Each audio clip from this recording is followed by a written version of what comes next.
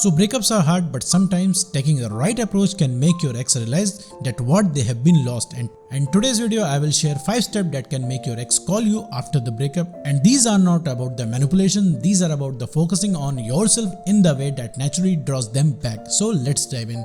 So my name is Ahmed and you are watching The Ex-Mate.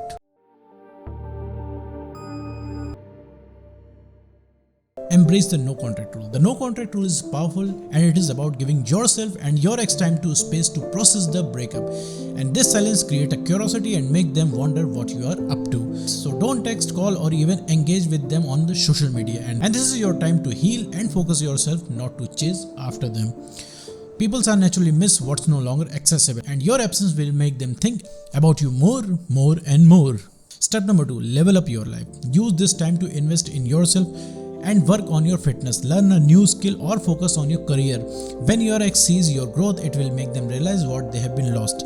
Imagine if they see a photo of you on social media looking happier and healthier than ever, and believe me, that alone can trigger them to reach out. Step number 3, build an air of mystery. Stop oversharing about your life. Instead, let your actions and subtle hints speak for themselves, and this keep your ex curious and intrigued. So post less frequently on social media, and when you do, make it count and share moments that highlight your progress and happiness, but don't overdo it. But remember, don't overdo it. Now to the step number 4, be positive and confident.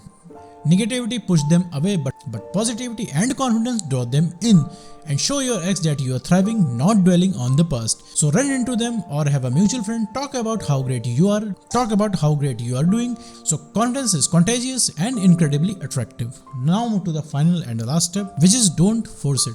The final step is to let things happen naturally, and if they call you, it should be because they genuinely want to reconnect, not because you're pursued them into it.